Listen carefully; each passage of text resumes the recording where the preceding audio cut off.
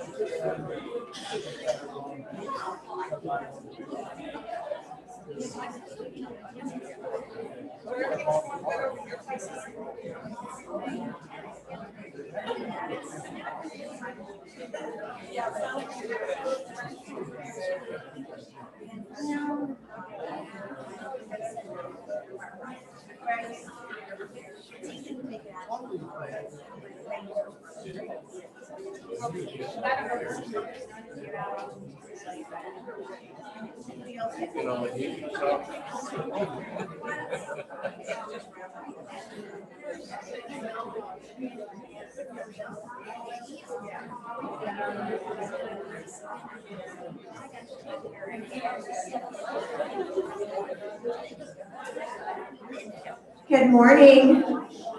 Hi, I'm Katherine Ambrose. This is my husband, Randy. Let's pretend that we're in college and that we're all artists. In fact, we are in a pottery class, okay? And I'm the professor, and we're going to divide up the room, okay? Right down the line. Your grade is going to depend on one project. This side of the room, all semester, you're going to focus on making as many clay pots as you possibly can. So you are being graded on quantity, okay? How many pots can you make? We're going to count them up, and that's how you win. Got it? This side of the room, quality is what's important, right? So we, on this side of the room, are going to focus on quality. All right. Now, at the end of the semester, which side of the room wins? If you've heard this parable before, let some of the other people guess. Who wins, quantity or quality? Quality wins. Why? Why? It'll last longer. Right. Okay. All right. Any other guesses or comments? Happy customers for quality, okay? You can make more money with good product. Yeah. Make more money. You can make more money with good product, okay? Anybody else? Okay, who knows the answer? Who knows the, I'll come over here.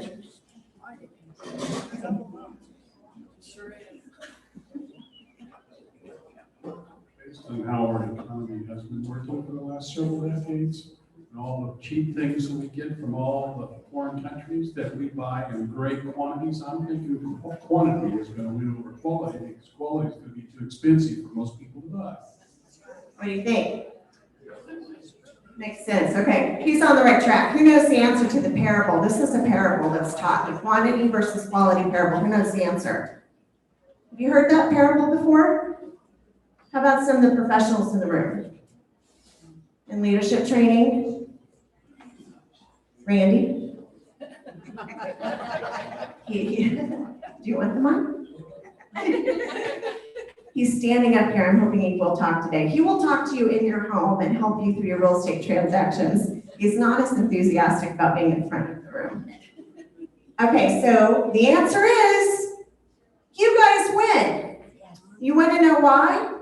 Because they were really busy discussing and planning and talking and fixing to get ready and trying to focus on quality slowed the side down. And they had a lot of frustration just getting going. And at the end, they hadn't made very many pots yet. Whereas this side of the room made tons and tons and tons of pots because just trying to make so many. And over time, this side of the room learned how to make the pots better and better because quality does win out. And if you're focused on quantity, you get more efficient, you learn as you go. the best way to learn is by making mistakes. If you don't make any mistakes and you just study and try to come up with the perfect thing, sometimes it really bogs you down, you get stuck. Who feels stuck sometimes maybe today, when it comes to talking about what to do about your house? Who's stuck? Who's stuck trying to figure out what to do? And the people that take action learn as they go. Same thing when it comes to your career. In your career, if you were really in action, you learn how to become better and better at what you do. It's the case with everything that you do. You just get better by taking action. And so we've learned a lot about real estate. We've learned a lot about successful aging. And so we are going to share a lot today. Now, sometimes you guys get a little gypped. I don't think that's a politically correct word anymore, but you get gypped sometimes because we talk for 90 minutes. We have a chair full of people up here presenting, and we tell you we're going to have Q&A, and how many questions do we get in? Not many. So today, we're going to be a little more interactive. We want to make sure that we are asking your questions. Who has questions today that they want to have answers about mistakes to avoid when it comes to updating their house? Great. And what about mistakes when it comes to selling that you don't want to make? All right, so that's what we're going to talk about. In the meantime, we took some action between last seminar and this seminar, and a number of us went on bus tour, so thank you very much for going with us. It was a lot of fun. Dee, let's hit play. This is what we have to show you today about our bus tour. I was getting older, I had to start thinking back of the home I was in, if I could take care of it. And the Ambroses had provided this type of function to go see senior community living facilities. So that's primarily why I'm here. The time to look for retirement possibilities and homes after you turn 55, 60, 65 is before you need one. So that's why I'm here.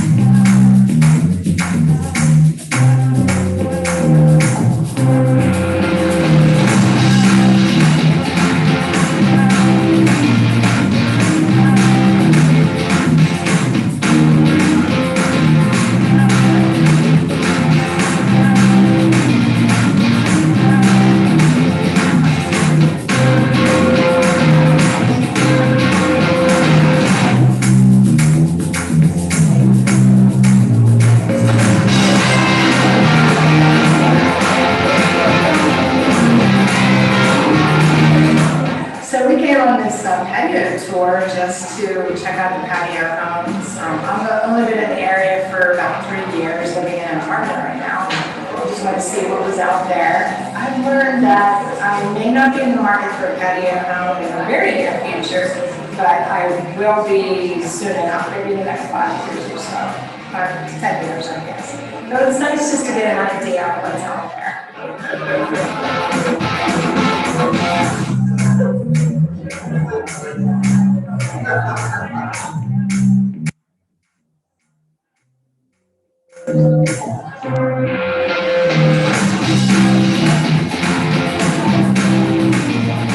More than I expected. There's a really nice patio.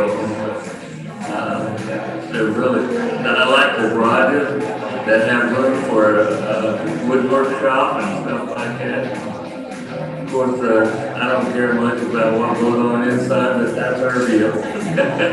Well, we've lived in Wichita all our lives, and we were just interested in patio homes for the future and seeing what Wichita had to offer.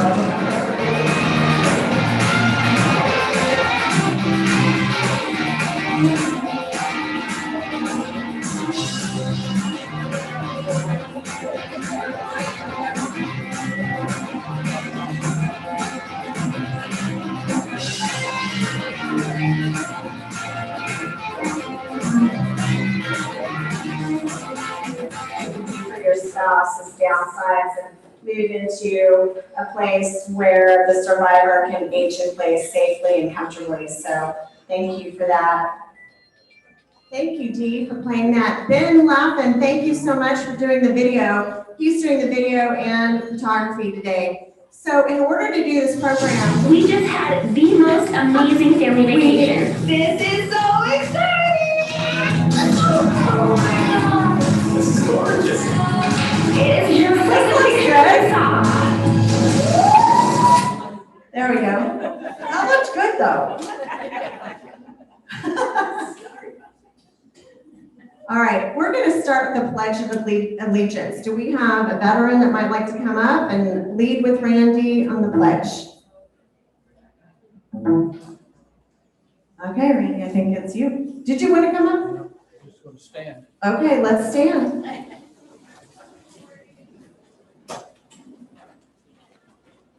I pledge allegiance To the flag of the United States of America and to the republic for which it stands, one nation, under God, indivisible, with liberty and justice for all. And veterans, thank you for your service. All right, we'll have our slides up here in just a moment. Okay, so back to mistakes. Mistakes are the best way to learn because you get better as you go. Wouldn't it be great if we could learn from other people's mistakes? Or just learn the proper way to do things, but that's not usually how it goes. Do you remember I was talking about my mother last month? Who was here last month? Okay. She's here. Barbara O'Connor, can you stand?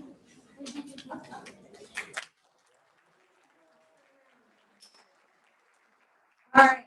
Did we make any mistakes on the move? Yes. Well, I don't. We left her mom's. Yes, I can't find my box. Not a big deal. So if we could do it again, move you from Chicago to Wichita again, do you think we could do it better next time? Probably, but it wasn't bad. She sent a lovely lady to help me pack because I was really overwhelmed. So that was great. And 2 men in a truck came from Wichita and packed my things up and brought them back. And they want to know if you like your new place. I love it. I'm at the village, the Hampton Lake Village, very nice, just perfect for me. Whew, that was good. Thanks, Mom. So that was our first big move from Chicago to Wichita. And so Samantha went to Chicago to help her, which is tremendous because getting help for your move is just priceless. But she wishes that her moms would have got on there and a couple of other things. And, you learn as you go. And when we're moving somebody locally, we just drive back over there and get the mops. Oh, you don't want the shelf unit? We'll take it back. It'll go in the estate. It'll go in the estate sale. You do want that dresser? We'll go get it. We just make trips back and forth. So we can't really do that with Mom's house. But guess what, Mom?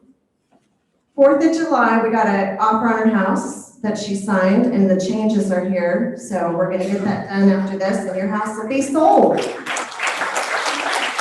So she interviewed 3 realtors, and she picked the one that has credentials that match ours, and her home's already under contract. So by next month, hopefully you're going to hear that she closed her house.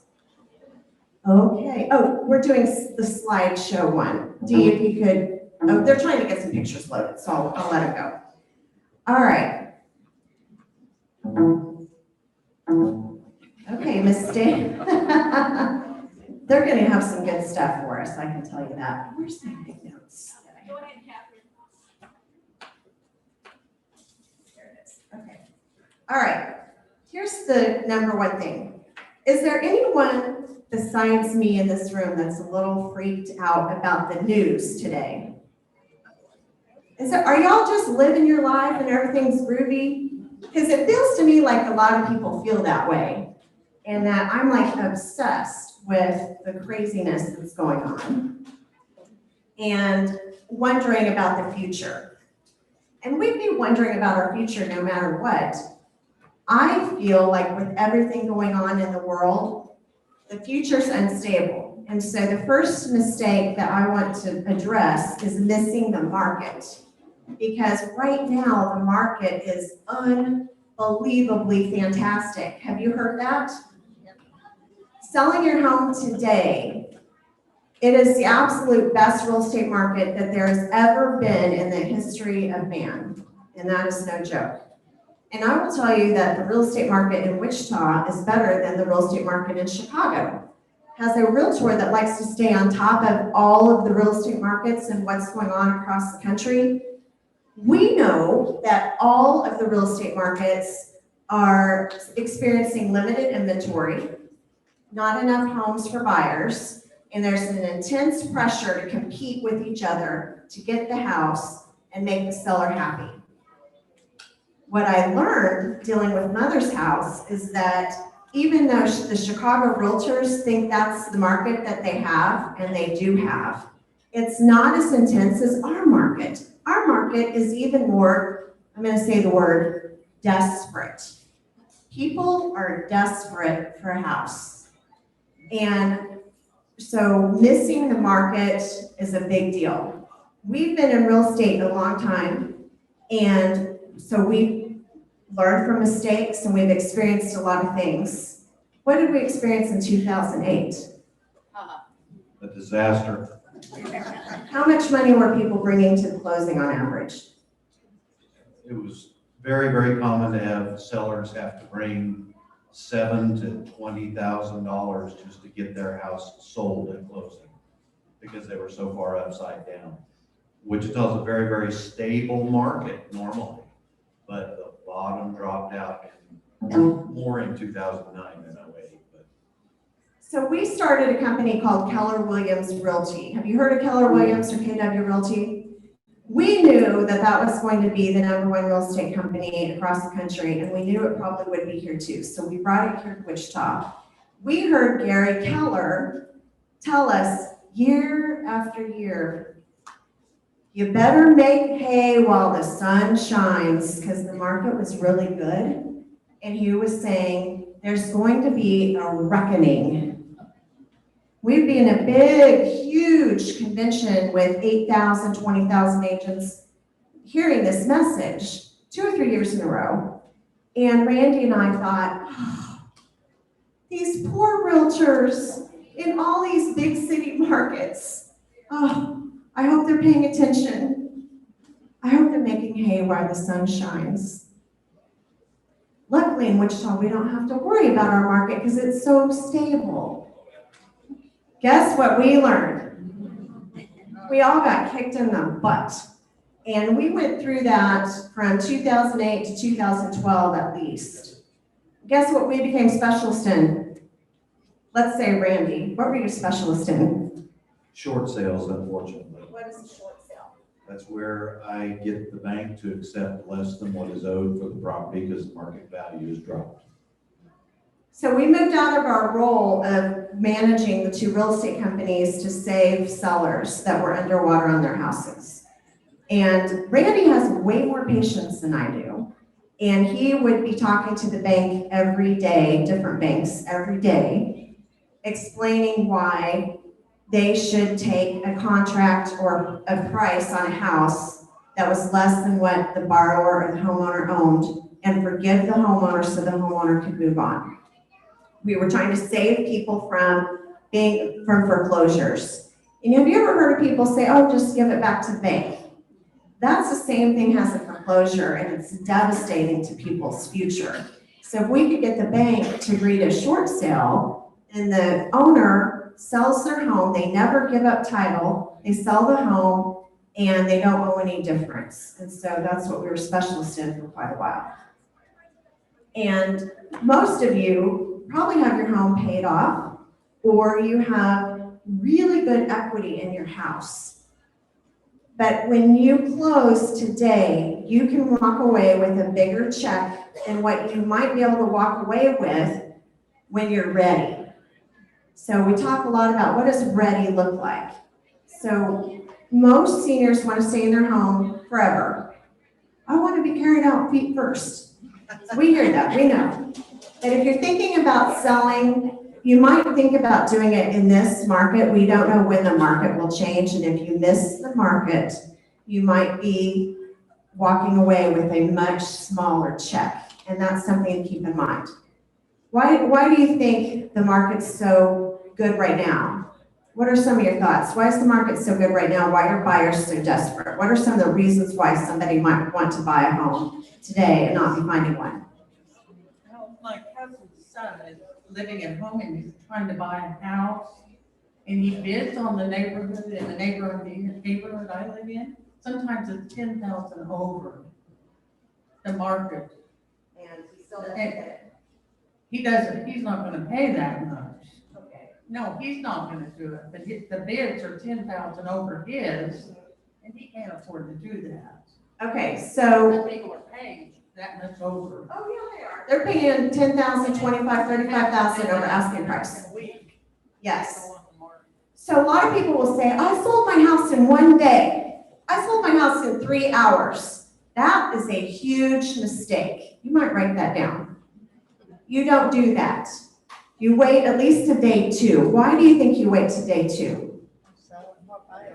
What? Get better offer. Get better offers. Make sure that you are letting those first few people, they're waiting for fresh meat to hit the market. When a house goes on the market, there's buyers out there that lose property after property, and they are desperately watching their messages on their phone and their email. They're waiting for alerts that a new house is on the market.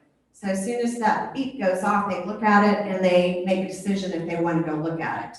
And they're going to put their offers in fast because they've already learned so many lessons. A lot of buyers are writing 7, 10, 18 offers before they get a house. So what kind of offers do you think they're writing, most buyers? Over the amount, over the asking price. Yep. And so they are trying to beat the competition.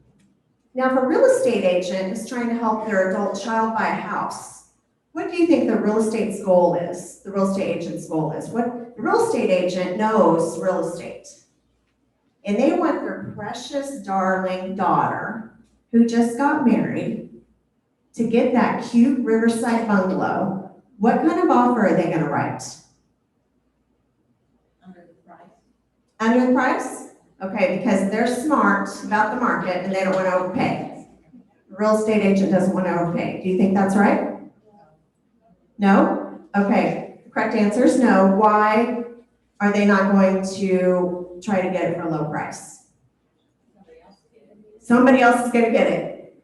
The best offer you can get is a real estate agent who's trying to buy it from their kid, because they're going to write an offer that crushes the competition. They are going to make the best offer you even dreamed of because they don't want anybody else to get that cute house. They want their kid to get it. So that's just a fact.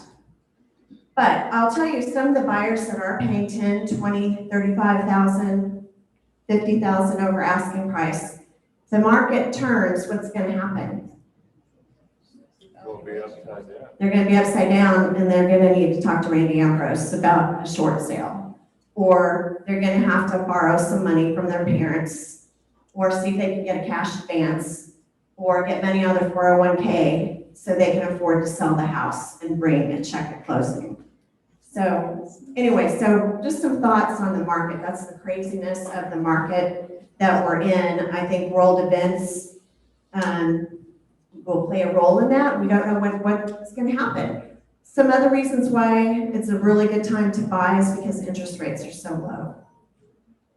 Now the challenge is, if you sell something, where are you going to live? Yeah. Because guess what? There's like nothing to rent too. So buying and renting is a challenge. And so those are things that are really important to keep in mind. And so when we get our slideshow up here, we're going to talk about how to coordinate things. So our bus tour, we pretty much saw everything that was available in Wichita. The 2 places that we didn't go to because agents or houses weren't available you saw the exact same floor plan that they had. Those were the Epcon units.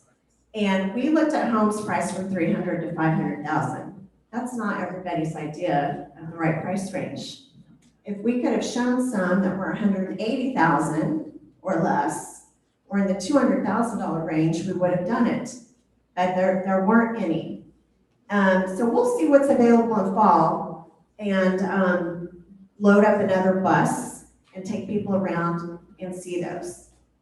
The challenge I had finding a place for my mother, sight unseen, was that there's just nothing available. My son and I went through this neighborhood and saw a sign, and we couldn't reach anybody. The door was unlocked for real estate agents, so we're like, go on in, it's new construction. And we're like, wow, this is really nice. It has a little lake view. And we're like, oh, these are nice. I know she won't get this one, but at least it gives us an idea. It took me a week to get a hold of the people in charge, and they told me that, oh man, we just rented out, leased yesterday, the last 2 units. I'm like, oh my gosh. Did they turn in the application? I asked. Did they put down a deposit? I asked. And I called Mom, and what did I say? You said, fill out that application now. Exactly. And she asked me a couple questions. I'm like, Mom, fill it out. And then she called me later, and she said, they want my bank information. And I'm like, fill it out now, because we were trying to beat whoever the other person was. Well, guess who got the house? So the decision maker, when I found out who the decision maker was, it was someone she was the secretary for a broker that we used to work with, and I thought, oh, I think she likes us. Do you think she likes us? Because if my mom gets that place or not, depends on if this lady likes me. Well, she got it. So I guess she liked us okay, and you beat the other people. And so that was a good deal. And then I was worried about if you'd even like it, so that worked out good. So you want to make sure that you're working with people that really understand the market and can help you maneuver and coordinate everything. All right, here we go. This is the answer to almost every question. What does it say? It depends. So all the questions that you might have about where to price your house, what to fix, what not to fix, all the different little questions, it depends. And that's just a fact. So let's say you have maybe a medical issue, and your doctor might say, well, it depends. You could do this, or you could do that. Well, the same is true when it comes to updating or selling your house. And so it's good to kind of know what all your options are. All right, so mistakes to avoid when updating. Do you have any specific questions about updating? Okay, good.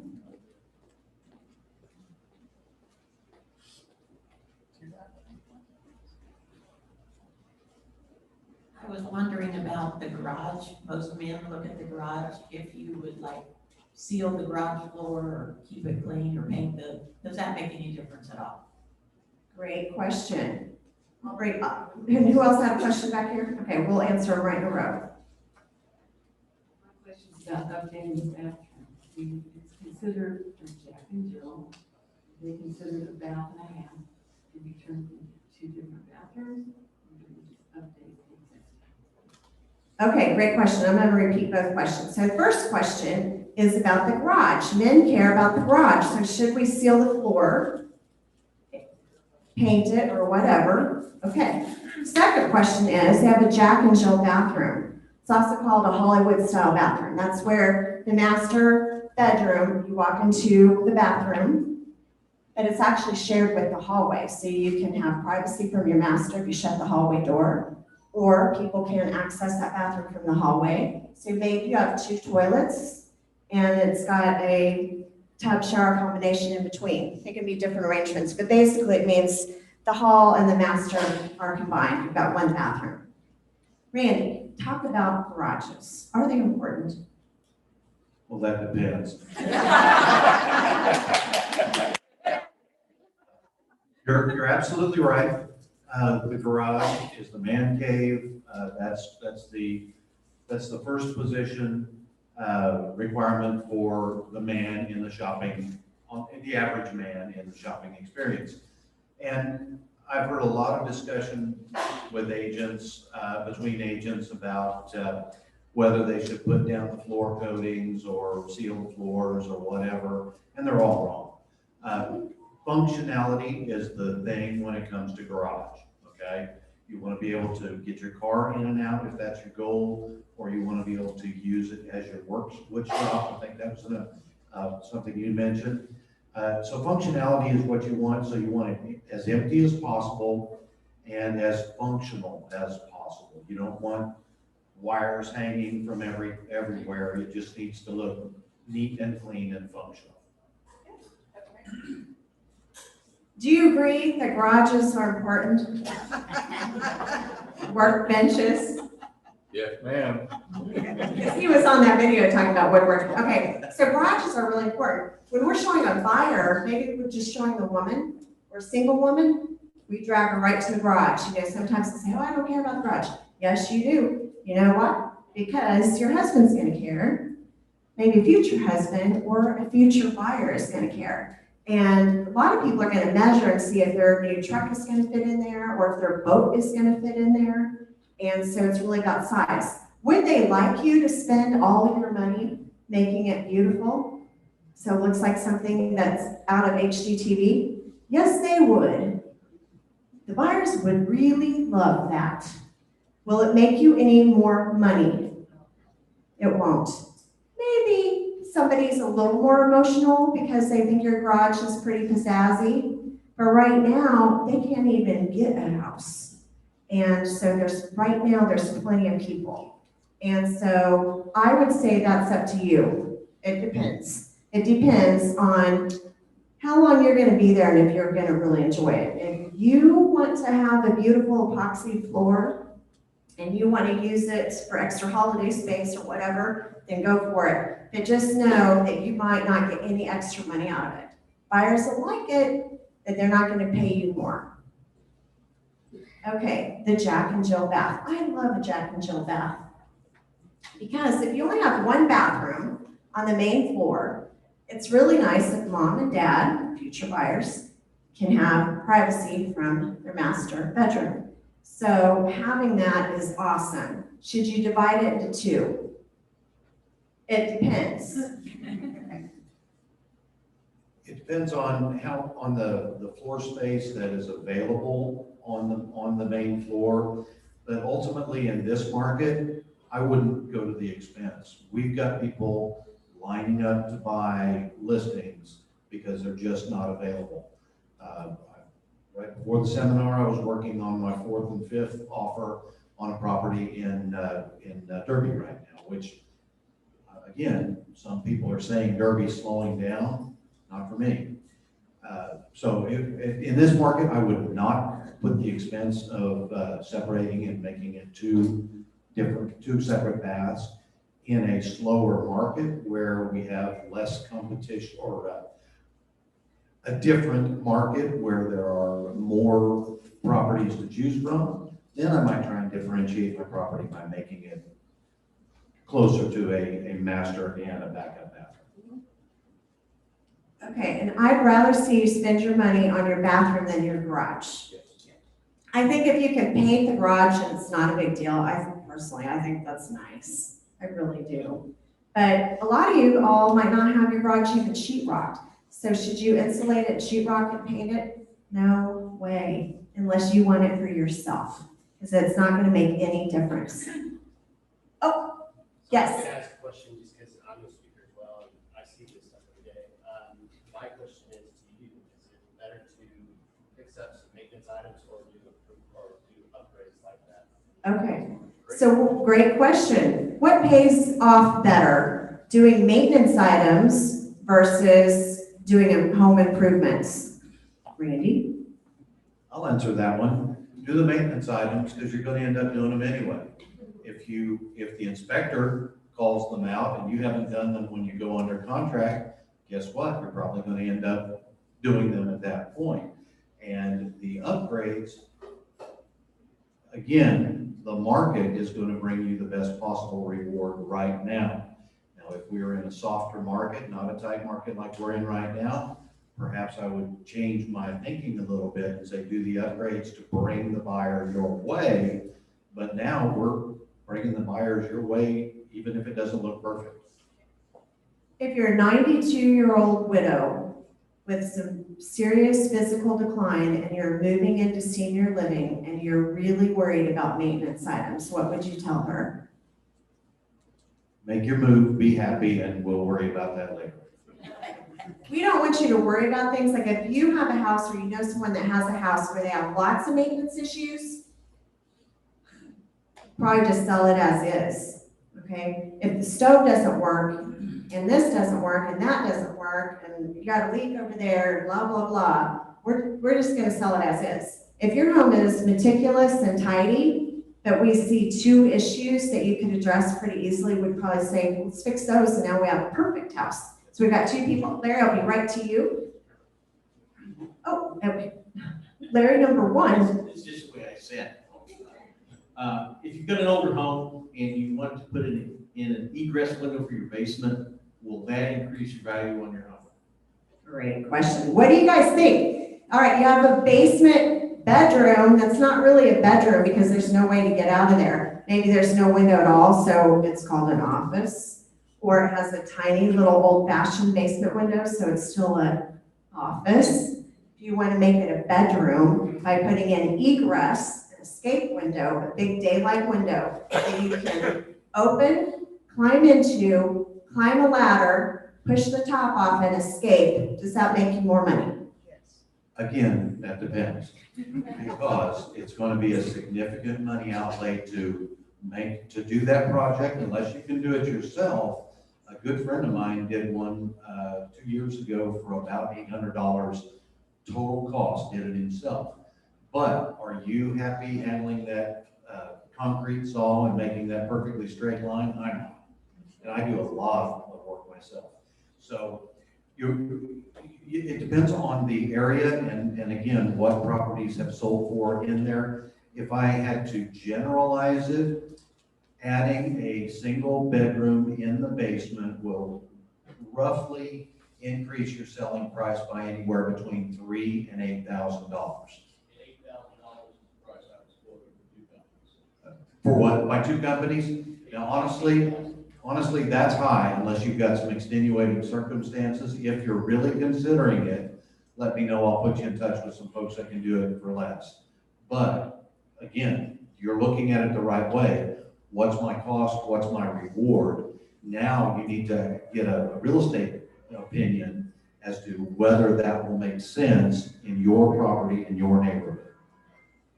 So if you have a grandchild that sleeps there sometimes and you want to put that in so they're protected, that could be a great thing to do for sure. And you just maybe want to make sure you're not overpaying. So if you want to know how much things can cost, we're a great resource. You can call and we will give you any contractors or price ideas that we have. And that's something you can do. There might be times when, especially in a market that's not the market we're in right now, where we would say, yes, if you could get it done for $2,500, that might be a really good deal. Mom has a 3-bedroom house in Villa Park, Illinois. She had a wall opened to make one of the bedrooms that she no longer needed into a formal dining room. And the opening is really cool. It matches the opening to the hall. Well, guess what? Now she has a 2-bedroom to sell. And so there's a lot of discussion, should we put the wall back? She had one realtor that wanted to put the wall back, put granite and new tile in the kitchen, paint the whole house. Redo all the flooring in the house. In the bathroom, not much. Just replace the double, single vanities that are in there. Make it, a double vanity. Make it look newer and correct. We have the 2 sinks together rather than being separate. And maybe new mirror and new lights. Now, how's she going to do that and be out of town? Now, first we heard he was going to manage that for her, but then when we met him in person, he was kind of like, we're like, oh boy. So what did you think? No way. No way did I want to deal with contractors when I was 800 miles away. Contractors can be very challenging, even when you're there, even when you know them, even when they're referred to you. And he was talking about putting her house on the market in fall. Well, she wants to get it sold now. She doesn't want to miss the market.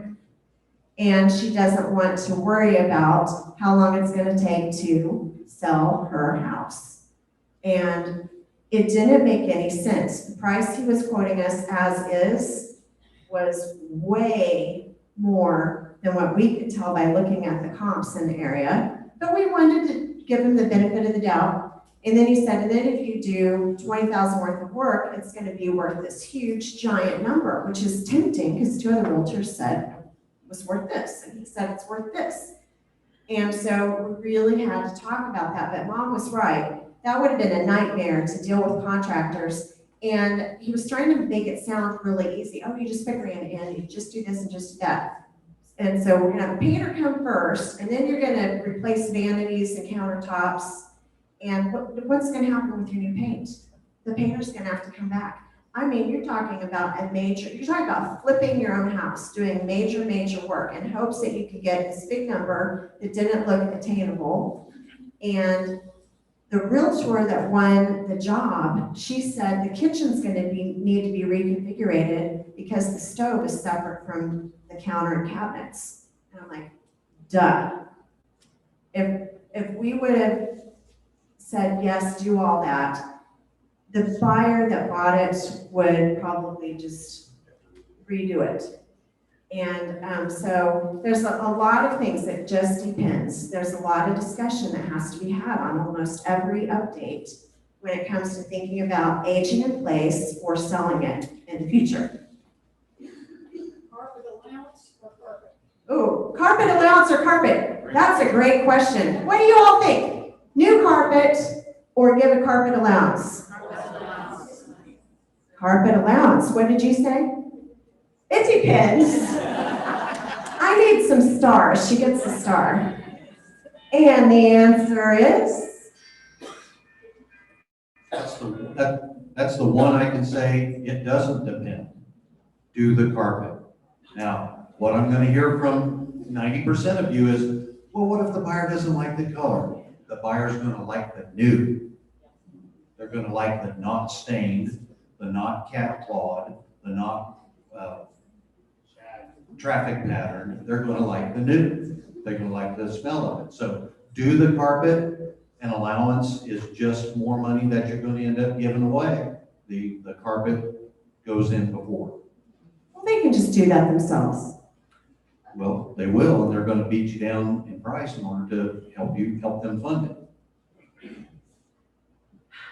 But I put in this carpet 20 years ago. And this is still a good color. I know it's a little worn. We can probably get it cleaned. But I bought the best of the best of the best. And I bought the best pad because that's what they always tell you is to put in the best pad. The pad is where you put your money. And I did top of the line carpet. I did top of the line pad.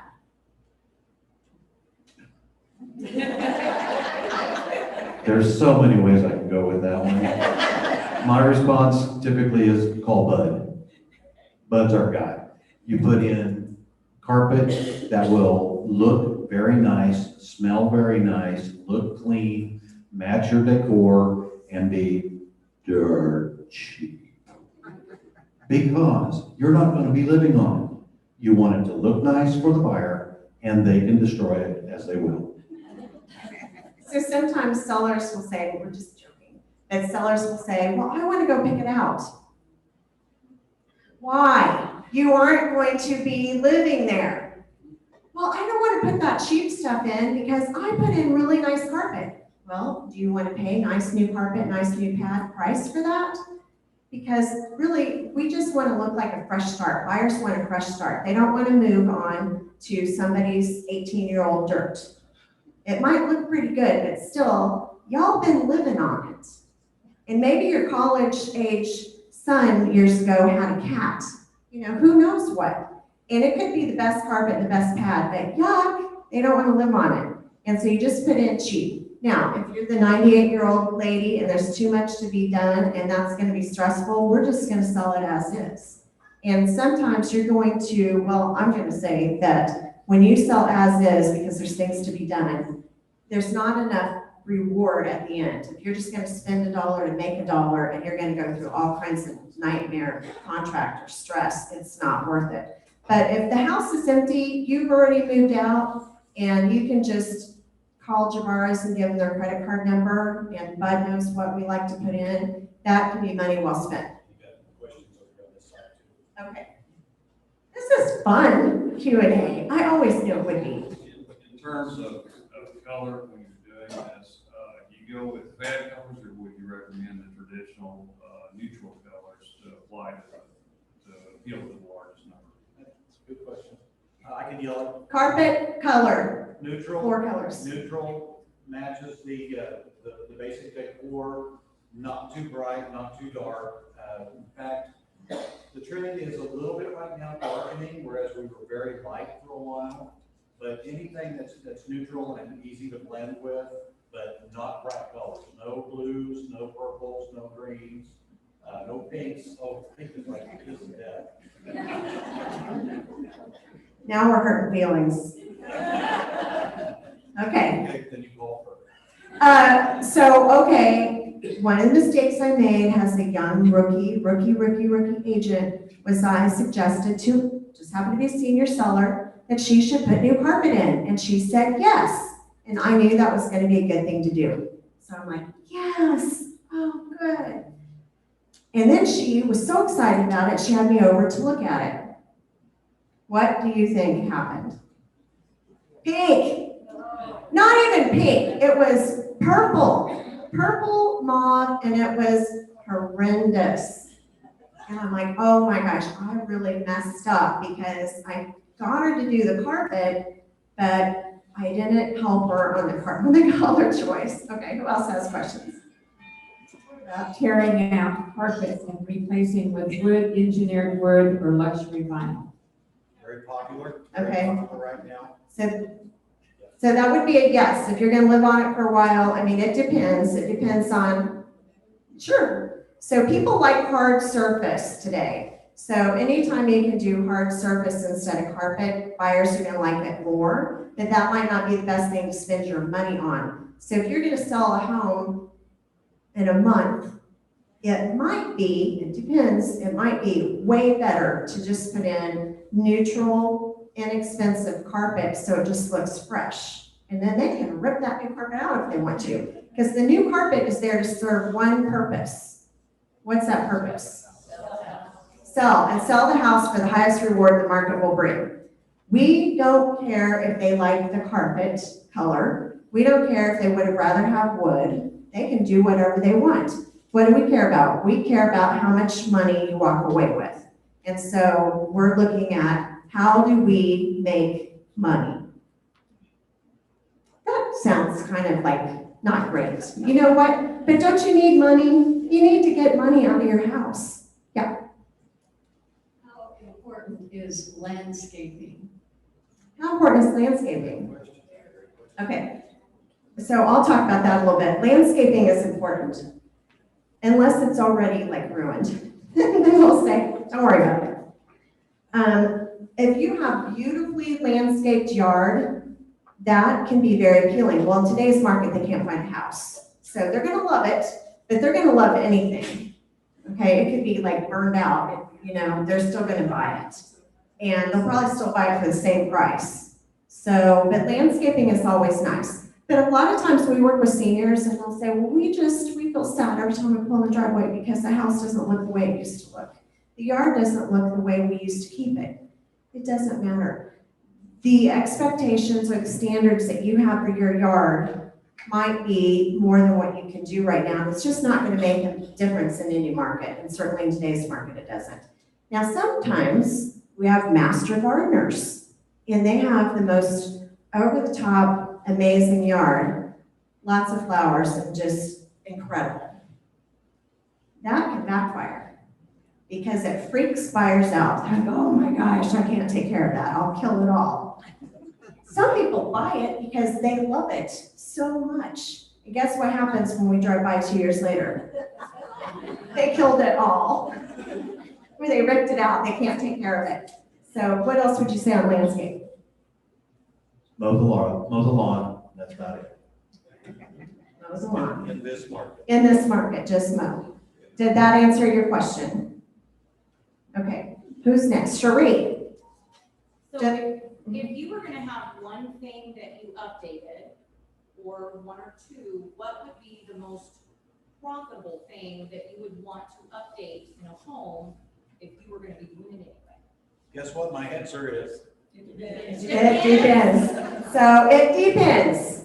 So it depends on what needs to be done. If there's something glaring that needs to be done, maybe that's what you address if you're gonna keep continuing to live in the home. What else could you spend money on in the home while you're still living in it and enjoy that would help drive the price up? What do you think?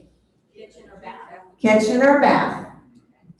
That's right, kitchen or bath. So the nicer you can make the kitchen, the nicer you can make the bath, the more neutral the rest of it is, the better, the most ideal. That's unless the entry needs lots of work, because that's first impression. Okay, so he said unless the entry needs lots of work, because that's first impression. So the first impression matters, and that's, why we're talking about landscape. This slide is really not for you. This is not how you design a slide with lots of words. This is for me and Randy, so we don't forget to talk about stuff. Now, if you can read all those tiny words, it might prompt more questions, and I think some of you have more questions anyway. But some of the things we're going to talk about when it comes to updating is, shall we sell it as is? Maybe it's distressed, and we might get a distressed price, although in this market we can do really well with that. As is, we can do really well in pricing. Tidy versus trendy, because sometimes the color choices, that was good, like the burgundy is not going to be popular, but it depends. But you can watch HGTV to see what's really popular today if you want some inspiration on decor, or have us come out for a free consult and we'll visit with you. If your home is meticulous, like it's clean and everything is maintained, that's going to be really exciting to people, and that's way more important than the decor. Unnecessary or inappropriate updates, wrong choices, materials, colors, trying to do too much, professional consult, and having professional coordination. Like if someone moves out of a home, we can handle getting it painted, doing repairs, getting the carpet replaced. There's no cost for that. That's just something that we can manage for someone and get that done to make it easy. Except if you're 800 miles away.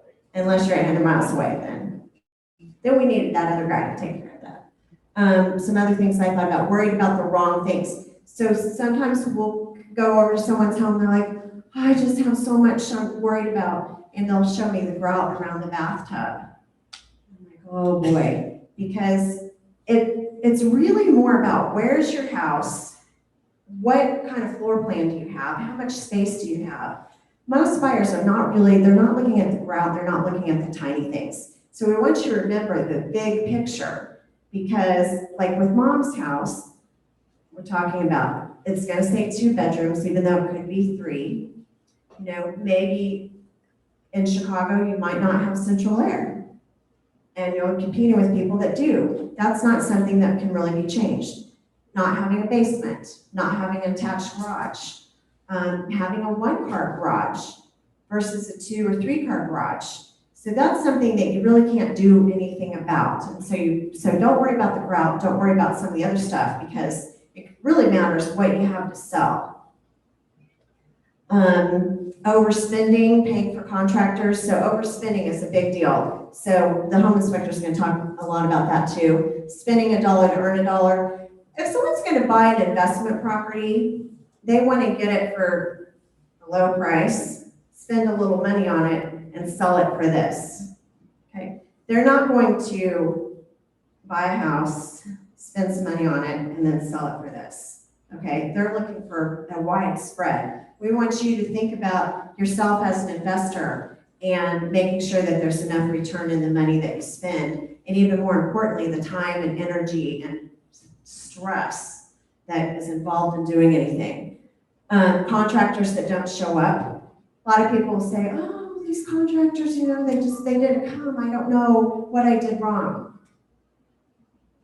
What did they do wrong? Absolutely nothing. We're all fighting it.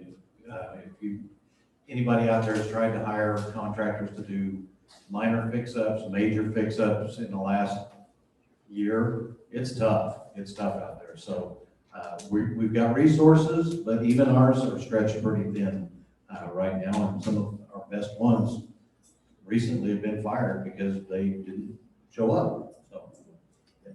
So a lot of people a lot of the contractors, they don't return calls, they don't show up. So guess what? Don't pay them in advance. If you pay them in advance, it's going to take them way longer to show up. You might not ever see them again.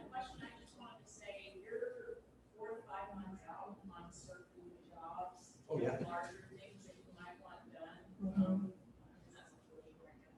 Okay. So I'm thinking, I'm not gonna do it, because.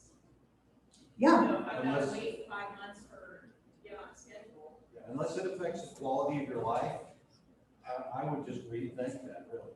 Okay, so what she said is that right now to do projects, a lot of times you're looking at 4 to 5 months minimum to get something done. We've been shopping for sofas. A lot of sofas that you might like on the floor, you can't get them until December. Maybe if you're even lucky. Do we want to wait till December to get a sofa? Probably not. So, but you're right, there's a lot of competition as far as getting contractors there and when they can do the work and when it really gets done, and is it worth it? Probably only if you're still living there and you're doing it for yourself. If you're doing it to sell, what might happen? If you wait 4 to 5 months, 6 to 7 months to get all the work done, what could the market be like? So you can miss the market. So doing these projects could cause you to lose tens of thousands of dollars if the market changes.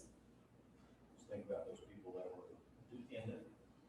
Just think about all the people back in 2007 and early 2008 who were putting off getting on the market because they wanted to get that project done. And that project didn't get done anyway. They tried putting it on the market and they lost a lot of money. Okay, so let's bring the home inspector up. Come on up. Are you ready with the photos? Okay, 1 second. Okay. Okay, what other questions do we have? Now I've lost that slide, so my list is gone, but, okay. What about when you get these postcards in the mail or something in your door saying, we're looking for houses in your neighborhood, we'll buy as is? Those are like 2 or 3 a month. She's getting 2 to 3 a month postcards that say, we'd like to buy your house. You might even get one that looks like a personal letter saying, we want to buy your house. We buy as is. We buy ugly homes. Cash. We buy cash. Over and over and over. Being solicited all the time. They want to buy your house. So, who are these people? They're investors. What are investors looking for? A flip? A steal? They're looking to make your money. They're looking to pay you nothing. They put a little money in it. Most of the time, they just put a little lipstick on it. And then they make all the profit. That's the last thing you want to do. So why do people do that? Okay, why do sellers sell to the people that say, we want to buy your home, we want to, they don't want to deal with the problem. So a seller might say, okay, I'll just call them because I don't want to deal with the problems. It'll be easier. A regular realtor, the regular market, a good experienced realtor will always make you way more money and it will be just as easy, if not easier. And I can promise you that. Same thing with auctions. Sometimes people will say, oh, it'll just be easier to do an auction. No, you're going to not make as much money probably. And it's not going to be easier. than how we do things, and that's just a fact. Now, if you live on a farm and you have lots of farm implements, and you live way out, then we might talk about an auction. But otherwise, you're always gonna do better on the open market. Who buys auction properties? Investors, people with cash. Who's paying $25,000 and $35,000, $10,000 over asking price right now? Not investors. Home buyers, people that want to live in your home and they want to create memories, they want to have Christmas there. Those are the people that are going to pay the most money. They can't buy auctions. They're not going to know about them. They're not going to know how to compete. They don't have the right type of money lined up. They're not going to do it. So you're going to sell to people, you're going to sell to the big boys club. You go ahead and get this one, Harry. I got that steal on Pine Street. You can have this one. Yeah. Okay. We have rental property, and my husband, because of our age, he's 7 years older than I am, wants to sell all of them or most of them. I'm wanting to hang on to them because they're good rentals.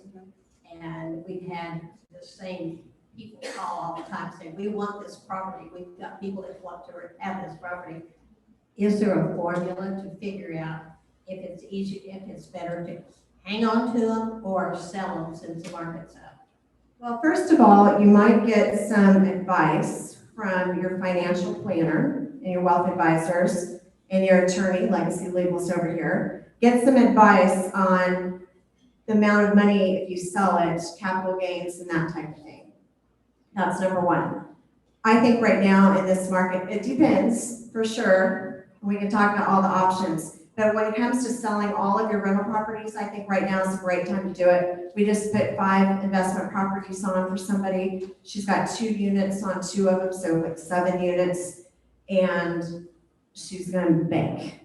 She's gonna make really good money. This is a good time to sell. Do not sell to the people that contacted you and say, we've got people that want to buy these houses. You will lose money.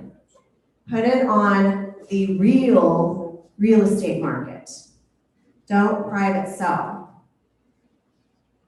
We've never been in a real estate market like this. And you might easily assume, oh, the market's so good, people are desperate. Isn't that what you said? They're desperate. So maybe we could just sell for sell by owner and save the commission, save the brokerage fee. I can tell you for sure, we could do a whole seminar on this, you will not make as much money because in this market you need to be protected because they're desperate. You need to be protected from the real estate agents that would be approaching you, the buyers that would be approaching you. You need somebody that's a fiduciary for you. What is a fiduciary? Fiduciary is, in our world, it's a realtor that's working for you and no one else, and they're helping you get the best price and the best terms. And they are not working for the buyer. They're not neutral. They're helping you get the best deal. The reason why you don't sell your house in 3 hours or sell it on day one or sell it to somebody that contacted you is because it needs to go out there for everybody. It needs to be fresh meat on the market so everybody can get a chance at it. And then you have an expert with decades of experience that's going to contact all those realtors, contact all those buyers, and make sure that none of your money is getting left on the table, and that the best price and the best terms, the highest reward the market will give you is what you get. That's why we only sell on day 2, never day 1. And you do want to sell quickly. You will make more money if you sell quickly, but not on day 1. If you drag it out, like, I don't want to give it away. Y'all thought that. That's what everybody says. I don't want to give it away. So I don't want it to sell too fast. Well, day 1 is too fast.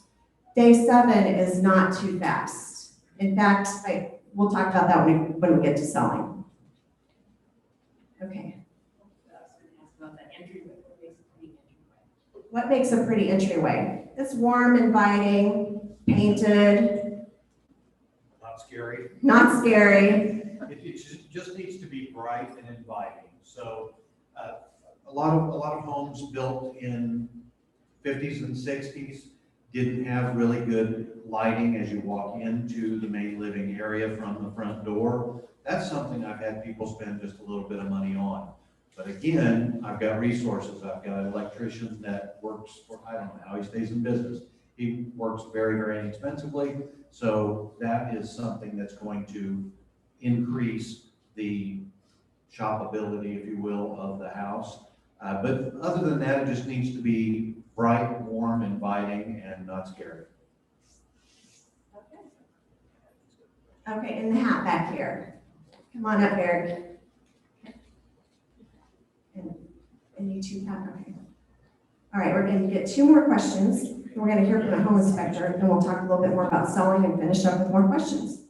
Maybe this is for the inspector, but how does DIY versus licensed contractor affect things? How does DIY versus licensed contractor affect things? So we'll have Eric address that. And I would say it depends. It depends on if you're good at DIY or if you're not good. Because, so Eric, we'll get you started here in just a second. Pat? Well, this all sounds very exciting, but where do you move to if this market is so hot? Good question. So that's, you need experts. So you need somebody really good that is figuring that out for you. And so you don't want to put your house on the market if you don't know where you're going to go. So I just talked to a senior couple the other day. They had a handyman come out and he said, don't list with real estate agent until you interview 3. And this isn't anybody that we know or knows anything about us. So she took that advice. Actually, that's really good advice. But just like me, when I said put in new carpet, I didn't tell her what color and she put in purple. He didn't give her enough information. And I wouldn't have given her enough information. I would have said, if you're in Cincinnati, interview 3 realtors. Maybe I would have given you a few tips. I hope so. Because what this woman did was she went online, researched, Google, who's the best agent? Well, who comes up? The sharks. The sharks that are spending lots of money to buy you as leads. Who do the sharks send out on the listing? The shark of sharks. These are people that spend tens of thousands of dollars to learn how to use scripts, just like the people that call and say, I want to buy your house. They are using scripts that have been perfected. Okay, they've been building a lot of clay pots. They've been learning a lot of scripts. They've been practicing on a lot of people. They are just role playing with you. You're just a number to them, and they're going to use all their scripts and tips on you. That's exactly what happened to this couple. She interviewed 3 people. They were all very aggressive, and she went with the most aggressive in the city. They told her, don't worry about where you're going to live in Kansas City. Don't worry about your decluttering. Don't worry about downsizing. Don't worry about your estate liquidation. Don't worry about an estate sale. You got to get the house on the market right now, which we've been talking about not missing the market. But you don't try so hard to not miss the market that you cause yourself to have a heart attack, and you don't know where you're going to go. This has to be coordinated. You need a professional move management plan. You need to line everything up. And so her husband has dementia. She's getting super stressed. These people want her to start showing her house like tomorrow. Don't want to listen to one word she says. Well, it's too late for us to help her because she signed a contract with someone. An estate liquidator said, you need to talk to Ambrose team with Empowered Senior. So we were able to give her a little consult, but by then she signed a contract, and so she's already tied into the sharks. So I did give her a little advice, but you've got to be really careful. So, all right. So this is Eric Mabey with Mabey Property Inspections. I picked him. There's so many property inspectors. I picked him because he's been doing this for a really long time, and he has the best Facebook post. He's always posting the funny stuff that he finds. So we probably just got 10 minutes max for you to talk. I'll keep it short. My name is Eric Mabey. I've been in business for 21 years. I've done roughly 20,000 inspections now. So if there's something out there, I've probably seen it. To answer the gentleman's question in the back on DIY versus expert, honestly, everything in this industry depends. I can tell you that I regularly go back to re-inspect DIYs, and I charge a fee for that each time. I have been back on some DIY repairs so many times that the individual would have been better off to hire the expert and would have been cheaper in the long run because my fee outweighed the expert's fee. So it depends. It depends on your skill set and what you're comfortable doing. I would not step outside of what you felt comfortable doing though. It's interesting to see this, and I'm going to kind of keep it short. My mom is actually at Wichita and has been for 10 years. We are actually sitting on her home because she is going to do repairs. 10 years. 10 years after moving out to an old folks home, she has really let that house slip away, and the house is almost to the point where it's not worth you fixing up. So every year that house sits vacant, that you are in a care home, and for the kids' sake that you have kids for, just let it go. You're way ahead. Plus, it doesn't stress your kids out as well, dealing with the lawn mowing and just trying to keep up with maintenance. That's extremely stressful on everyone involved. And as a kid, I can tell you I have no attachments to a house. Most people my age are that way anymore. We move regularly and we move often. Some of the things that I find on a home inspection are almost always maintenance items. On the exterior, if you live in a house that was built in the 80s or newer, we see a lot of siding and window issues, meaning they weren't painted or maintained. The caulking seams weren't caulked and painted, and we see deterioration to that material, meaning a lot of the homes in the 80s had a fiberboard siding that just deteriorated. A lot of my finds are just the lack of maintenance or what the homeowner did wrong. Perfect example is in this picture right here. This is actually a hose sticking outside of the house, just out the side of the house. That hose was connected to, well, we can go back to that too, but that hose was just connected to the air conditioner condensate drain, and it was just running out like that. Funniest thing I've ever seen. The next picture is actually termite damage. This is an aging gentleman's home who hadn't been in the basement in a while, and that is all termite damage on the wall. All that castling or the imprint that looks like art is actually termite tubes. Again, if you let a house sit for too long, Mother Nature wants to reclaim it back to the earth, and that's what's going on here. The next picture on there is kitchens and bathroom aerators. Sometimes our water pressure just reduces just because the aerator in the faucet becomes plugged with calcium. Calcium is in all the water we drink, calcium and iron, and it gets distributed or stuck on that aerator, which is a thing that is on the spout of the faucet. That's a common find. That picture was actually from yesterday. I don't know why this one's on it. This is actually one of our old castles here in town. It's funny that the original houses were always 70 amps, what we call 60 amps. But this is a 7,000 square plus house. When it was built, it was 70 amp service, 1937. Not a tube wiring. If you live in an older house, not a tube wiring is present, and it's almost always something as an inspector would write up. If you live in a house that was built 40s or older. This is just so I also do bank inspections on conditions. This is a property on North Broadway that's been sitting for a while. The roof was actually starting to cave in, and it was raining. All the belongings were ruined because of it. That's the squatters that we're living in as well. A lot of these pictures are just really for entertainment on my part on social media. And don't necessarily have stuff to do with home inspections. So when they talk about hiring a professional, this was actually one of those professionals that you wouldn't hire, but it was done by a licensed contractor. That's a 200 amp service on an extension cord. And this is something I honestly find regularly, that is an extreme fire hazard. That wire is no more than 12 gauge on a 200 amp breaker. So it's 175 amps over fused. If we put a load on that, I could probably have started a fire.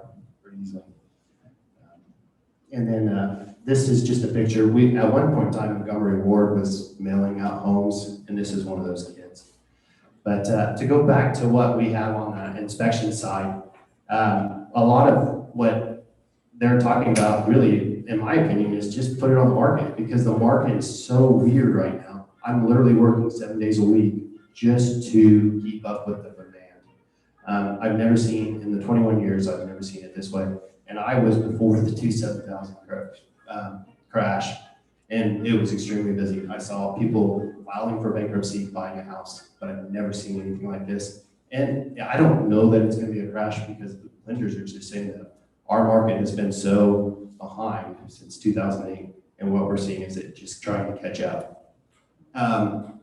And I don't know if that's true or not, but that's what I've been told. And so it's an interesting time to be trying to sell a house. It's just weird. If you push play, you'll actually see that. Did anyone have any water damage from this freeze this year? This was a sump pump discharge that was discharging that didn't quite make the freeze because the pipe was too long and water was collecting in that. And every time it would push out a little more ice would form, and it eventually just spewed all over the house. Well, the concern there, yeah, you can see all the rungs and stuff. Now we're putting water right next to the foundation, and then we are actually backing up into the basement. Definitely not helping. It's discharging at the foundation in multiple locations. And those are common things I can post on social media.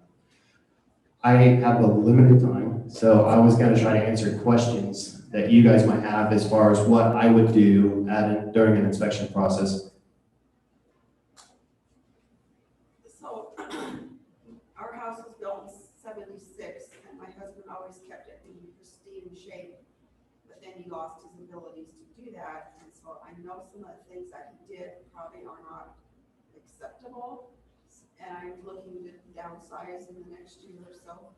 Should I hire someone to come in and find all that stuff, or fix things that I know, or what will be the next step? So I'm actually going to refer that to you guys, because honestly, I don't know. I can tell you that it will get wrote up on a home inspection if it is a real issue. But sometimes homeowners say, well, I did repairs that I don't know that were right, and they end up being okay. You know, there's a code inspection, and there's what they call a safety. Is it safe, and was it done in a workmanship-like manner? So it's just hard to say. Do you want to answer that real quick? We would be happy to come over and walk through the house with you, show us the issues. We're not gonna ever pressure you. This would be an informative walkthrough. We'll answer questions that you have about those specific items so that it'll ease your mind for the time being and kind of address what you might be looking at when you do sell. Be happy to do that. Most buyers are buying as is. They will do a home inspection, and they will be aware of the defects, and they might not ask you for anything because they're just so glad you picked them, and they don't want to shake it up. There's other people on their knees praying that the buyer does something dumb, like ask you to rebuild the house, so you get rid of them so they can try to buy it. Okay, so this market creates well-behaved buyers. So they're gonna pay you top price, and they're probably gonna be real easy to get along with. It would be real easy for me to say absolutely hire me, but to be honest with you, they're the professional, and generally they have great general knowledge. And then if they have concerns, what usually happens is they call me out to do a pre-inspection. That happens only about 10% of the time. In a market that's not as good, doing pre-inspections could be a really good strategy. But it's also something where you could do a pre-inspection on your home. Let's say you're gonna live there for a long time. Maybe you want Eric to come out and pay him to do a home inspection so you're aware of what's going on. Now, if you're gonna sell, just be aware that now that you're aware of it, you have to disclose it. Although we kind of have a fix for that too. But when you're aware of defects, you are supposed to disclose those things. So sometimes it's kind of better not to know, but it's up to you. And I think certainly termite inspections. You should be staying up on your termite inspections and making sure that you're good there.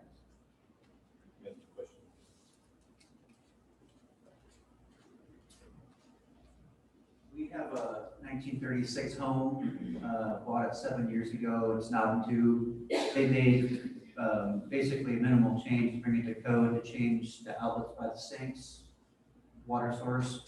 That was it. I've heard that the code has changed since then, that we might be asked to make upgrades, but it'd be like $8,000 or $10,000 that whole house required.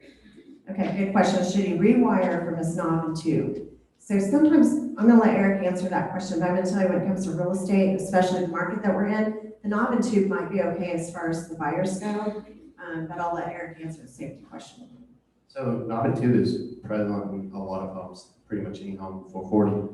And a lot of times it does not get rewired. The only concern is if it's been spliced a lot or if it's covered in insulation.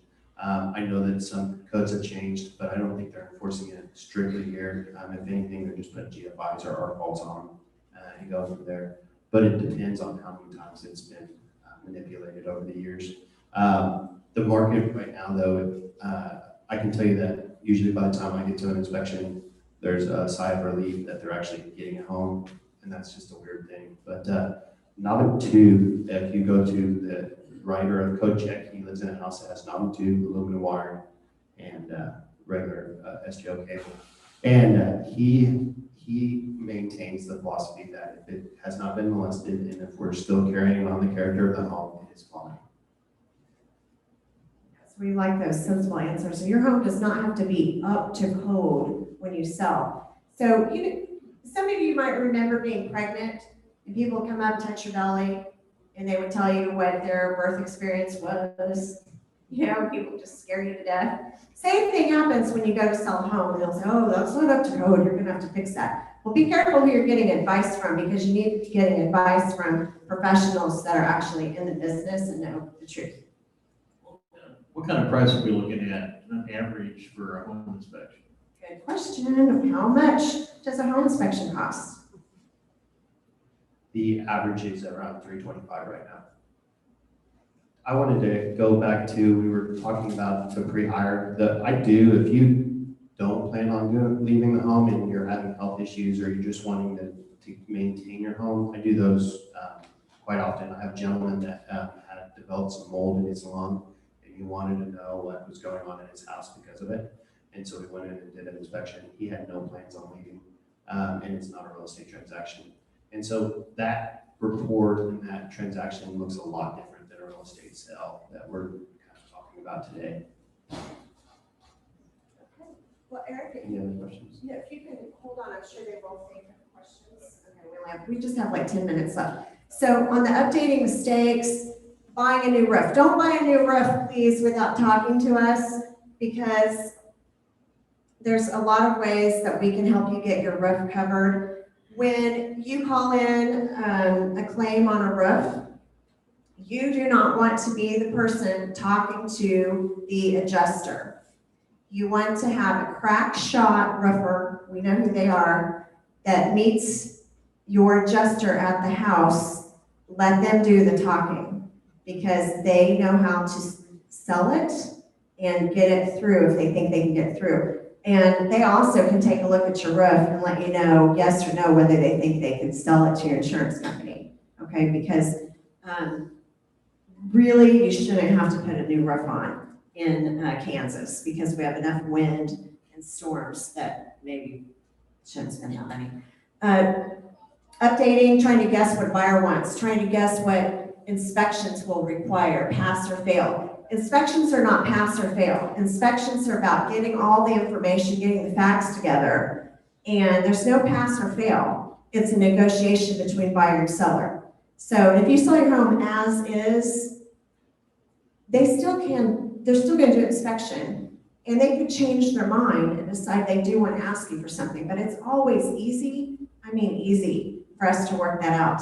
Even if they want a new roof, even if they want new heat and air, we can always work it out to where you're going to be happy with what you end up netting. So, so you don't need to worry and fret over updates and being afraid of home inspections or being afraid of what people are going to make me do. So gather information. That's the best way to feel better about whatever questions you have. All right, I think we covered a lot of that, and we've got to move on to selling. We just have a few minutes left. Mistakes to avoid when selling. All right. So you're gonna want to know the value of your home, what the as-is value is, and what the top comparable pricing is, and position it correctly. So the market's great, the market's desperate. So let's say your house is worth this. What should you ask? Should you ask this? Because buyers are desperate? No. You need to position it where the market is. You need to make it tempting. So it's kind of like a teenage boy putting on cologne, like, woo, buddy, that was way too much. A little less, attract the girls a little bit better. Okay, that's overpowering. Well, when you overpower the price of your house, when you overposition the price of your home, less people are going to be interested. You want to think of the price as the bait. You put the bait on the hook and you cast that line, and you're waiting for the fish to come up. If the fish are swimming here and the bait is up here, they're not going to come to it. Or you might have that one oddball weird fish that might not be safe to eat that'll come up and tap it. They might even make you an offer. But that buyer's probably going to put you through heck, and it's not going to be worth it. If you put your bait down where the fish are swimming, what might you have? Competition. The fish are swimming around and they're taking swipes at it, and they're trying to be the one that gets the bait. That's what's going on in the market today. You want to create a frenzy and make sure that you're doing the best you can to get the best, hardest grab or get competing offers. Okay, question? Yes, with the high price of building materials now, and you might have a slight idea what the value of your house is. What is the cost of having somebody come out to give you your market value of your home today? Oh, what is the cost to have somebody come out and tell you what the value of your home is? Yeah. It's free. So realtors routinely do that, and what realtors do is we pull all the comparables and we do research. Randy and I usually spend about 2 hours on every home. Sometimes we go look at the house first, so we see what somebody has. Then we go back and do 2 hours of research and come back another time with all the information. And we give you all of our research so that you can plainly see too what you think it's worth. We might have 4 different opinions. We might have husband, wife, 4 different opinions, or we might all kind of agree and say, hey, I think the house is worth this. But once you put it on the market, and that, if you're not selling right now, that's kind of good information to know. If you are selling right now, we all think the house is worth this, so it makes sense to me. Let's try it. We'll put it on here. We don't want to overprice it. We don't want to underprice it. We want to price it kind of the top that we think we can. Now, we put it on the market today. Tomorrow, we have to forget how smart the 4 of us think we are and listen to the market and see who shows up. We want to see lots of people come see the house right away. We want to know, are those people that are really ready to buy? And Eric, if you have to leave, you can, but okay. We want to know that these are people that really want to buy. Maybe they've already lost out on things. That's good to know because we know that they are true buyers. We want to see experienced realtors showing because sometimes the newer agents or the agents that don't sell very much, they don't know the market yet. And I mean, there's just so much into it. We could do a whole nother seminar on that. So we could give you an idea on an annual basis maybe of what your house is worth. We call it an equity checkup. And I always tell people that Randy, you can bank on what he tells you. If you're gonna put your house on the market, you can bank on what he tells you as far as what your house is gonna sell for, because he's just that good at dialing in. Overpricing is a big mistake. Staying at the wrong price too long is a big mistake. In a regular market, 10 days to 2 weeks is long enough to test any price. In this market, if you put it on Thursday, we're probably already talking about the price, whether it's right on Monday. Okay, So we are kind of gearing up for the Thursday, Friday, Saturday showings. Things have got to be happening. People have got to be coming, and then we're interpreting the feedback. We are not just taking like online survey of what the agent said, because they're going to give you very surface level feedback. We call the agent and we ask lots of questions so that we can really figure things out. And by the way, no feedback is feedback. If you don't get feedback, they're not interested. Okay, if they don't call us back, we're not even close to being on their to-do list. And so, because if they thought they have a chance of selling your house, believe me, they'd be calling us back. Emotional stress. So today, you know, you can eavesdrop on the buyers. You can use your little ring thing where it records and tapes people that come to the door, so you can hear maybe all the nasty things they say about your house right there, or maybe they say nice things. We had a seller recently that she had a real problem with her basement, and she had a laundry room on the main floor that was sinking. I've never seen anything like it. And she was hearing people complain, like, quit listening to that. Her daughters were saying, Mom, quit listening to them, quit spying on the buyers, because it was just upsetting her. We ended up selling home for top dollar, but it had to be to the right people. Not everyone's going to buy a disaster in a basement or a laundry room that is being, what did you say, Mother Nature's trying to bring it back to the earth? So, lack of liquidation or mood management plan.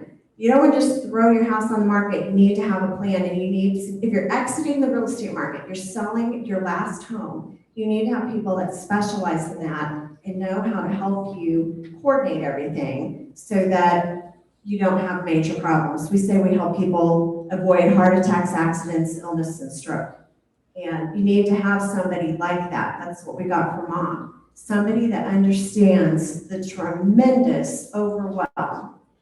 Because Mom, you nailed it. You said I was really overwhelmed. That's the word that everyone that's exiting the market says.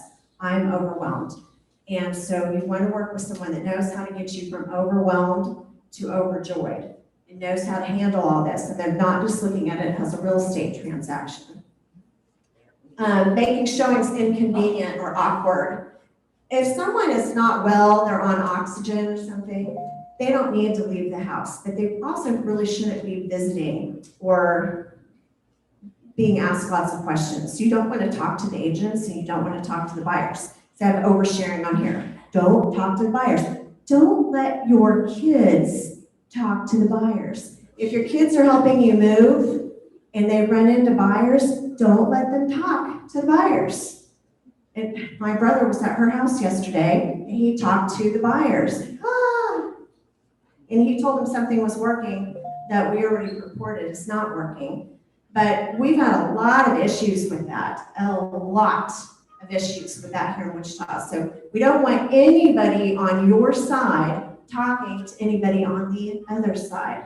That's why you don't say, oh, I have somebody at church that wants to buy my house, and you're going to invite them over to show them your house yourself. Not a good idea. Have your realtor call them. Have your realtor handle that. There's a lot of reasons for that. Security system. Now, I don't want to get in trouble for telling you not to have your security system on, but I'm just going to share with you that when your house is on the market, consider not having your security system on. Eric, have you ever set off a security alarm? I set them off regularly.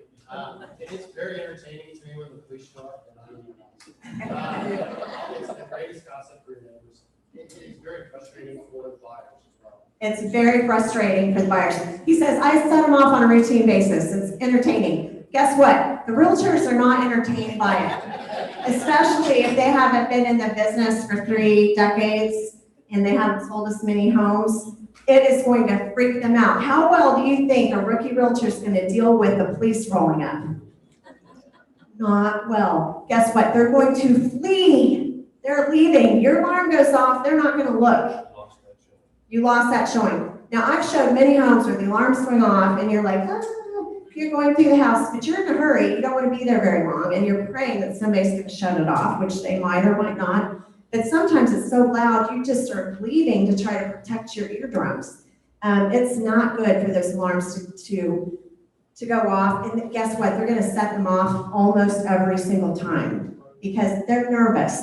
They've got buyers they're talking to, they're trying to make a good first impression. They're thinking about all the things that's going on with these people, and they are not totally thinking 100% perfectly. Randy might say they just don't think at all, but they're gonna set the alarm off and it's gonna ruin your showing. And you probably do not want the security system on. I told mom, just don't even pay for the security system, just shut it off. You don't need it anymore. Pets that are distracting, that's something that you want to talk about. You want to have, understand how the lockbox work and why you're using it. Title issues, you want to make sure you're working with an estate planning attorney and you have your property in your trust, that you have death certificates, and that your title is good to go. We can help you with title issues also, but those are things that we have to deal with sometimes. We sold a home a couple of years ago where the lady died in the 80s and her 2 sons were living there, both alcoholics. The house never got out of her name into the son's name. Then one of the sons died, and the other son died. The surviving brother, they ended up with that mess. He had to work with an attorney to sort all that out. They had to go through the whole chain of title. Mother died, it went to the boys. That one died, went to the other boy. He died, now it goes to this guy. It's a mess. And so those are things that you want to work on too. Wildlife trophies. Who has a deer head on their wall? Eric does. You don't want to be the dead animal house. So I would say just, put those away, cover them up. They don't want to see that. Not have guns in your house. You want to have guns in the house. The biggest mistake you can make is hiring the wrong agent. We talked about that today. Inexperienced or ill-equipped agents, high-intensity closers where you're just a number or you're never going to see them again. You're going to have electronic relationship where they are going to expect you to sign everything electronically. For example, like Randy goes to people's homes and he sits and explains every detail. Everything is done in writing if the people are in town. Or a passed off relationship where you thought you were listing with this guy, but you really listed with a giant team. And now you're sometimes going to talk to this person, sometimes this person, sometimes this person. The realtors don't even like dealing with that. It's very frustrating. So you want to deal with a realtor that you have their personal cell phone and you can reach them at any time. You don't ever have to talk to anybody else. They need to understand the downsizing focus if you're downsizing, and they need to be involved. They need to understand that they've got to keep people healthy, that this is not just a regular real estate transaction. And they need to have empathy for all the family members that are involved. So I think we went through most of it. And how are we doing on time? I think we're out of time. So we're out of time. Does anybody have a burning question? All right, well, thank you for being here. Oh, we got one. So thank you for being here. We'll take this question. Next month, there's going to be a lot of people here. Today we have a smaller group because we're talking about very specific things. And a lot of our empowered seniors have already sold their home or they're doing aging in place or something. So this is a very narrowed down topic.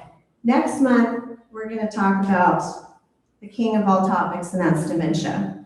We have Tifa Snow coming in town. I don't know that she'll come here. She is going to be here, but I don't know that she'll address the crowd. She is the preeminent world expert on being a care partner to someone with dementia. We're going to cover everything to do with dementia next month, so we're going to have a lot of people here. So make sure you RSVP and you get here early and get your seat. And who had a question back here? There's a statement on a commercial, as you call it, that move before you have to. What do you think of that statement? That's a perfect way to end. She said there's a statement on a commercial that says move before you have to. Well, at the end of the bus tour, what I was saying, we're going to redo that end of it. One of the agents said the most loving thing that one spouse can do for another is help them get moved out of their house into something that's manageable, that's the appropriate size, that doesn't have stairs, take them through the decluttering and downsizing process, get them in a place where they can have successful aging. That's the most loving thing that someone can do. What we see is so many seniors wait too long, and they have cognitive and physical decline. They become more isolated, they become more fearful. A lot of falls, hitting their heads in the garages, at the bottom of stairs, in their bedroom. Most of the time they die, or they end up going to a rehab facility, and there's been an intense senior care facility that they might not have had to go to if they would have moved into a safer place to go. So we, like my mom is younger, downsizer. She made a great decision to come here where she has a 2-bedroom, 2-bath, perfect size place for herself, and she has people around to take care of her if something should happen. She didn't have that in Chicago. Most people stay isolated in their homes, and I think they spend a lot of their day confused and fearful and in danger. Your family can get security devices, they can monitor you later, they can be alarms, there's all kinds of things that we'll talk about in other seminars that we've talked about before, but it is just flat out dangerous and depressing, very sad to age too long in a home. It really is. It's not what people imagine, that I'm gonna live here forever. This is my opinion, working with seniors day in and out. I think it ends up being very sad, and it becomes a much harder move. And I know some of you talked to me today about seniors that you know that have waited too long, and we're gonna work together to help them, that it becomes very hard, and a big part of our job becomes keeping them healthy during it. So we usually have them move first. We move them, we do move management, get them moved into their apartment. We always find you a great place to live. We help them move, we help them get out of that chaos, so they don't have to deal with shutting the security system off or people coming to the house and asking them questions. We just get them moved out of there.